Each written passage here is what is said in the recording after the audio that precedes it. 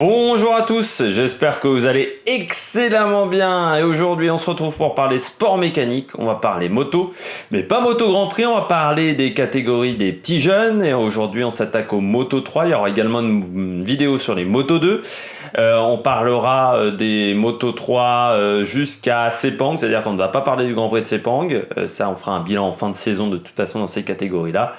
Mais on va commencer tout de suite par la Moto 3, alors comme d'habitude, ce qu'on faisait avant, les pilotes au top, les bonnets d'âne, et on commence tout de suite avec les pilotes au top parce qu'il n'y a pas de français dans cette catégorie. Et du côté des Moto 3, les pilotes au top, eh bien on commence par le champion du monde, Lorenzo Della Porta, qui a fait une très très bonne saison, il faut le dire. Lorenzo, qui a été extrêmement régulier sur sa saison, parce qu'à part la Catalogne et les États-Unis, il a été performant sur à peu près tous les grands prix, toujours dans le top 10 quasiment. À Aragon, voilà, il était 11e, mais il a plusieurs victoires. Hein. Il a 3 victoires, une aux Sachsenring, une à Motegi, une à Phillip Island. C'est là où il a vraiment un petit peu fini le travail. Mais il avait également plusieurs deuxièmes places au Qatar, au Mans, au Mugello, à Assen, à Brno. Également du côté de Buriram en Thaïlande. Donc voilà, une saison très très bien réussie, très régulier, plus régulier qu'Aaron Canet. Peut-être moins rapide qu'Aaron Canet, mais plus fiable. C'est un pilote qui va monter en Moto 2 l'année prochaine dans un beau team qui est Italtrans, qui a quand même eu du mal ces dernières années.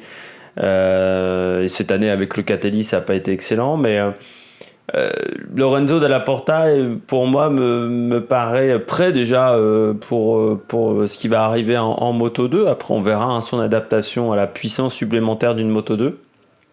Mais on voit une saison très très très constante. La deuxième partie de saison, il fait vraiment la différence face à Aaron Canet. Ça c'est clair et net. Mais il a réussi à s'en sortir également quand Arbolino a été très très fort. Donc voilà, il a aussi bien travaillé avec son équipier. Et puis Marcos Ramirez, qui est en ce moment la 4e du championnat. Je trouve aussi la bonne chose de Lorenzo Della Porta, c'est que je pense qu'il y a eu un gros travail d'équipe chez Léopard. Et surtout, on a compris assez vite qu'ils allaient être performants. Un début de saison qui n'est pas exceptionnel, hein, certes 2e au Qatar, mais simplement 7e en Argentine, 13e aux États-Unis, 8e à Jerez. Mais en fait, ils ont trouvé un truc au moment de Jerez et du Mans. Et la moto ensuite est devenue quasiment imbattable, c'est-à-dire une moto ultra rapide en ligne droite. Et à partir de ce moment-là, au Mugello, il a fait un Grand Prix tout bonnement assez exceptionnel, avec Arbolino derrière. Arbolino gagne, mais simplement sur une petite erreur de Della Porta. Aux Sachsenring, on a compris que la moto était certes rapide en ligne droite, mais qu'elle était aussi très performante en courbe.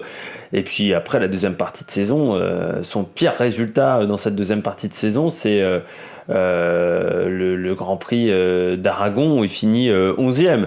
Mais il a toujours été ultra performant pendant toutes les courses, beaucoup plus régulier. Donc son titre est totalement mérité. Il faut savoir que c'était pas arrivé depuis Andrea Dovizioso, qu'un pilote italien s'impose dans la petite catégorie, dans la catégorie d'accession en Moto Grand Prix. Donc vraiment très belle saison. On espère qu'il fera pareil en Moto 2, même si on s'est aperçu cette année que la saison de rookie, de débutant en Moto 2 est très compliquée parce qu'aucun pilote en Moto 2 n'a réalisé une très très grosse saison en tant que débutant. Mais Lorenzo Della Porta a l'air d'être fiable, donc c'est très intéressant pour lui. Autre pilote au top, Tony Arbolino, l'Italien, 168 points, 3e du championnat du monde pour le moment. On fera un point sur les classements en fin de vidéo. Restez jusqu'au bout. Tony Arbolino, dommage le début de saison. Vraiment dommage le début de saison. Où il a ses 4 résultats blancs sur 7 Grands Prix. C'est beaucoup trop. Ensuite, à partir du Mugello, il se lance vraiment, mais Là encore, il abandonne en Catalogne, il a encore abandonné, enfin pas pris de points, non, même abandonné du côté de Motegi, puis une saison où voilà, ça a été, il y a eu des très gros hauts, c'est-à-dire que c'est le pilote qui quand même gagne, il a 2 victoires, Arbolino, donc ce qui est vraiment très bien, c'est plus qu'Aaron Canet, je crois, oui, c'est plus qu'Aaron Canet, enfin c'est autant qu'Aaron Canet, pardon. Euh, Beaucoup de podiums également, hein, troisième en Argentine, également troisième c'était du côté de Brno, deuxième en Autriche, deuxième à Silverstone, troisième à Misano. Il a fait un très très bon été, Tony Arbolino, c'est ce qui lui permet de revenir en bagarre pour ce podium du championnat. Malgré tout, le début de saison, il perd beaucoup trop de points sur des erreurs un petit peu de pilotage, sur une équipe qui n'était pas forcément totalement au point aussi, il faut le dire, l'équipe Snipers, en tout début de saison. Je crois qu'il a eu du mal également, pas en termes d'ambiance avec Romano Fenati, mais plus en termes de travail d'équipe. Ils ont quand même des pilotages qui sont un petit peu différents. Romano Fenati a un pilotage atypique, son équipier. Je pense que ça n'a pas été facile pour mettre au point la moto pour les deux pilotes, pour avoir des réglages, pour voir s'il y en a un qui allait pas bien. Il y a eu des erreurs également du team, hein.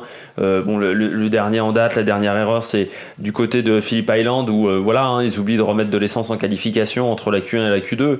C'est une erreur un petit peu de débutant. Quelquefois ça s'est très bien passé, mais aussi ça s'est parfois très mal passé. Donc l'année prochaine, lui normalement il continue en Moto 3. L'objectif pour Tony, c'est de gagner en constance énormément. Mais sur cette deuxième partie de saison, parce que là on va essayer d'éviter de faire un bilan global pour Arbolino, mais plutôt un bilan depuis où on s'est arrêté, depuis le Jackson Ring. Voilà, il a fait un très très bon été. Dommage que la tournée hors Europe a été un peu plus complexe, avec surtout un résultat blanc à Motegi. Mais voilà, je dirais que la deuxième partie de saison est vraiment bonne et Tony va devoir continuer comme ça pour les années à venir. Troisième pilote au top sur cette deuxième partie de saison, on va dire, avant de conclure, parce qu'on fera une vidéo de conclusion sur l'année. C'est John McPhee qui, je trouve, a été très constant sur cette deuxième partie de saison. Il n'y a pas de résultats exceptionnels, mais bon, une fois que tu enlèves le trio Canet, Arbolino, Dalla Porta, de toute façon, les résultats exceptionnels, ils sont compliqués à trouver. Moi, j'ai vu en McPhee un pilote qui a de l'expérience, mais il manque quelque chose pour moi, McPhee. Il manque un petit peu de folie dans son pilotage. C'est très propre. John McPhee, il tombe très peu, hein. Il y a entre le Jackson Ring et ce Grand Prix d'Australie simplement 2 résultats blancs, mais il manque la victoire, il lui manque des victoires et puis il lui manque même des podiums, c'est-à-dire il est performant mais il lui en manque un peu. Et c'est ça depuis quelques saisons du côté de chez John McPhee, donc c'est un peu dommage, on aimerait qu'il arrive à être plus performant. Il est fiable, c'est déjà bien, parce qu'en Moto 3 des pilotes fiables, il n'y en a pas 150, mais il lui manque un résultat top. John McPhee, malgré tout, je le mets en top parce que déjà, beaucoup de pilotes ont fait des erreurs dans cette deuxième partie de saison et lui, il en a peu fait. Et ensuite, j'ai trouvé que pour l'année prochaine, il y avait quelque chose à quand même voir, que le travail qu'il fait chez Petronas est très bon également et qu'il y a des choses qui sont intéressantes.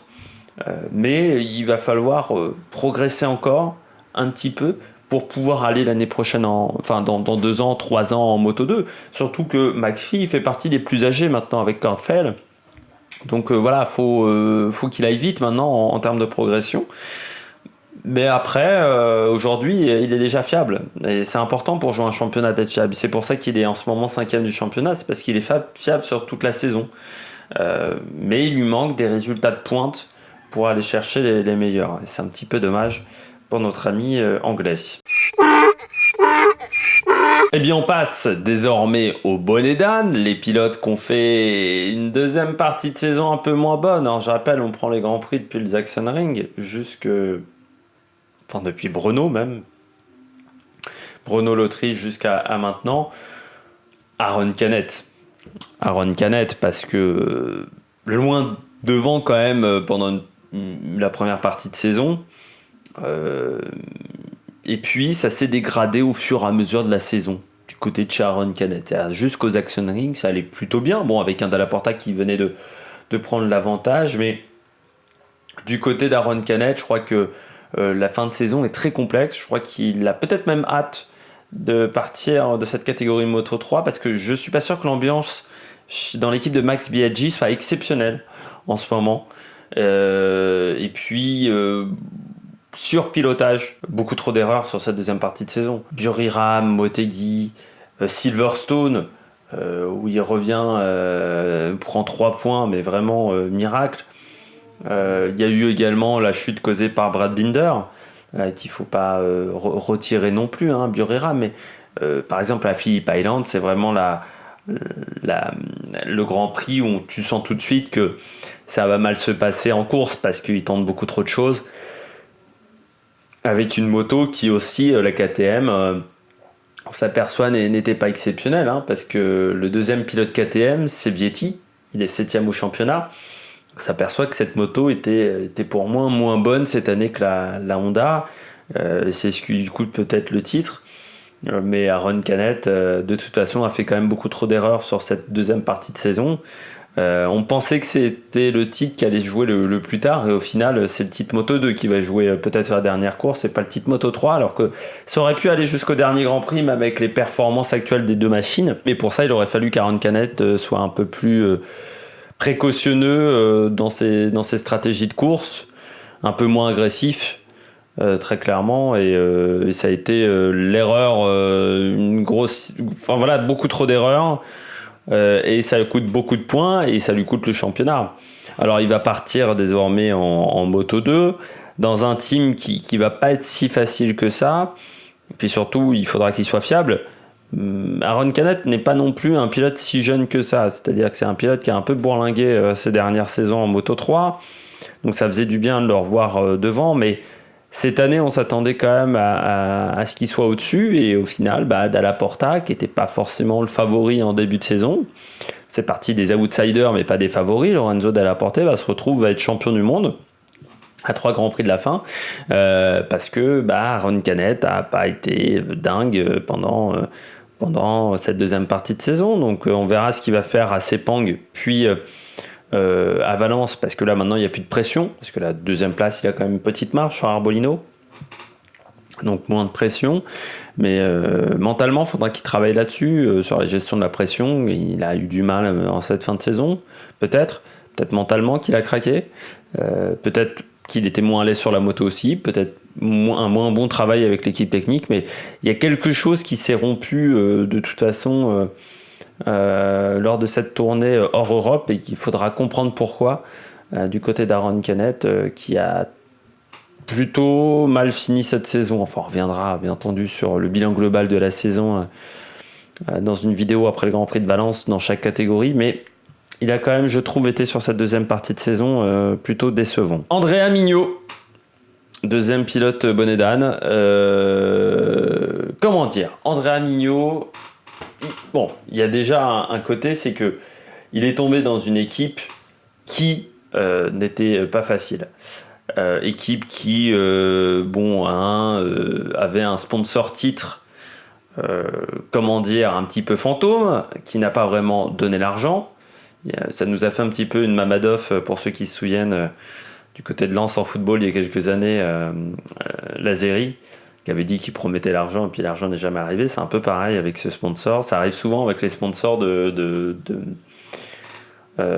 Moyen-Orient. Il y en a eu quelques cas comme ça, des sponsors. Moi, je me souviens de Arons, où aussi ils promettaient de mettre beaucoup d'argent dans l'équipe Arons en F1 et puis il n'y avait jamais eu l'argent. C'est arrivé plusieurs fois. Et bien, là, c'est l'équipe d'Andrea Mignot qui se l'est pris, mais même il s'en est quand même pas très très bien sorti sur toute la saison. C'est-à-dire qu'il a été moins constant que son équipier. Beaucoup de chutes également, alors qu'il était dans le paquet de tête. Beaucoup de résultats blancs sur cette deuxième partie de saison. Hein. Il a scoré que 3 fois depuis le Zaxxon Ring, hein, depuis la pause estivale. Hein. Il a scoré à Brno. Il prend 3 points, c'était du côté de Misano, et puis Andrea Mignot, et puis oui, si c'était à Misano, voyez, et puis il a pris 6 points, c'était du côté de Motegi, mais sur 7 Grands Prix, c'est quand même 7 ou 8 Grands Prix, là je sais pas combien on est, mais c'est très faible. C'est très très faible. Et puis c'est pas comme s'il avait été ultra performant en début de saison. Son meilleur résultat cette année, c'est une 3e place. Mais voilà, il a eu quand même beaucoup trop d'abandon. Sur cette deuxième partie de saison, encore une fois, meilleur résultat 7e. Vraiment pas exceptionnel. Je pense que oui, il y a un manque d'argent dans cette équipe. La moto KTM n'a pas aidé, parce que là, dans mes pilotes qui sont en bonnet d'âne, ce sont que des pilotes KTM. Je pense que KTM, s'étant énormément concentré sur la Moto 2, ce qui est peut-être une erreur vu qu'ils allaient arrêter en fin de saison, eh bien, a un petit peu délaissé peut-être les Moto 3 et ils vont devoir améliorer beaucoup de choses l'année prochaine sur la moto. Mais Andrea Mignot, il a fait aussi des erreurs de surpilotage. Je pense que c'est un pilote qui n'est pas encore prêt pour jouer un championnat, qui est trop inconstant. Et aujourd'hui, il n'est pas fait du tout pour monter en Moto 2. Alors après, il reste encore jeune, mais dans cette catégorie-là, on reste jeune pas très longtemps. Alors quand tu vois des Yann Onju, des pilotes comme ça qui ont 15 ans, même quand tu as 18-19, comme Andrea Mignot, tu commences à plus devenir jeune. On attend de lui qu'il soit beaucoup plus constant. Ça n'a pas été le cas. Beaucoup trop d'erreurs de pilotage. Donc il faut qu'il voit ça avec son team manager, avec son entourage, peut-être améliorer certaines choses. Parce qu'aujourd'hui, c'est un pilote qui ne peut pas se contenter de scorer 3 fois au championnat et de chuter également pas mal, parce que Mignot a pas mal chuté, que ça soit en essai ou en course. Il faut qu'il soit beaucoup plus constant sur ses week-ends de Grand Prix, parce qu'il a perdu beaucoup de temps en essai avec des chutes. Je rappelle, en Moto 3, on n'a qu'une moto, donc si vous tombez en début de séance, la séance est foutue. Donc c'est vrai que Mignot, on aurait pu s'attendre à ce qu'il soit un peu mieux au classement. Après, encore une fois, il y a des circonstances atténuantes pour lui. Il y a une équipe pas forcément financièrement au top et une équipe qui savait qu'ils allaient arrêter s'ils ne trouvaient pas de sponsor. Je pense qu'ils l'ont su assez vite. Donc ça a joué sur le moral des troupes. Dernier bonnet d'âne, Darrell Binder. Bon, le Sudaf, je vais aller assez vite sur Darrell Binder. Pour moi, plusieurs problèmes pour Darrell Binder. C'est un pilote qui se qualifie déjà beaucoup trop loin sur les grilles de départ. C'est un pilote qui part toujours de très loin, de beaucoup trop loin.